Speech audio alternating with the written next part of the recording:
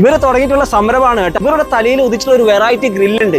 അത് ഞാൻ നിങ്ങൾക്ക് ഇത് പരിചയപ്പെടുത്തരാം കേട്ടോ. ഇവർ തന്നെയാണ് ഷെഫ് ഈ റെസ്റ്റോറൻറ്റിലെ. Variety stuffed grill. ഇത് ഇവർ ചെയ്യുന്ന പറഞ്ഞാൽ ഗ്രില്ല് ചെയ്യുന്നതിന് മുമ്പ് തന്നെ ചിക്കൻ ഇഞ്ചക്ട് ചെയ്തിട്ടാണ്. അതിനുശേഷം ഗ്രില്ല് ആയതിനു ശേഷം ഇവിടുത്തെ നല്ല സ്പൈസി മസാല പുറത്തിട്ടിട്ടുള്ളത്. അപ്പോൾ അതിൻ്റെ ഉള്ളിൽ തന്നെ നിങ്ങൾ കണ്ടോ, നല്ല കോണും അതുപോലെ ഇതാ ഓറഞ്ചും പിന്നെ നല്ല ഉപ്പിലിട്ട ബീട്രൂട്ടും പിന്നെ ഫ്രഞ്ച് ഫ്രൈസും പിന്നെ അതിൻ്റെ കൂടെ തന്നെ ഇതാ സൂപ്പ്, മയോണീസ്, പിന്നെ ഇതാ അമ്മൂസ്, പിന്നെ സലാഡ്, കുബൂസ്, പിന്നെ ഇതാ 3 ജ്യൂസ്, ഫ്രഷ് ജ്യൂസ്. അത് നിങ്ങൾ ചോദിച്ചിട്ട് തന്നെ വാങ്ങിക്കണം കേട്ടോ ഈ ഫ്രഷ് ജ്യൂസ്. ലെഗ് പീസൊക്കെ ഇതാ കഴിച്ചോക്കട്ടെ. ബിസ്മില്ലാ.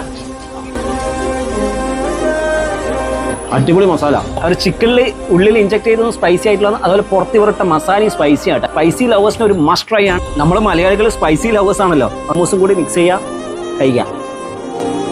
നിങ്ങൾ ഫാമിലി ആയിട്ട് കുട്ടികളായിട്ട് വരുന്നുണ്ടെങ്കിൽ ഈ ഡൈനാമിക് ഗ്രില്ല്, അതിൻ്റെ കൂടെ തന്നെ അമ്മൂസും അതേപോലെ മയോണീസും കുബൂസും അത് 2 സൂപ്പും പിന്നെ ജ്യൂസ്. ഒരു ഫുള്ള് വാങ്ങിക്കാൻ 3 ജ്യൂസ് കിട്ടും. ഹാഫാണ് ഒരു ജ്യൂസ്.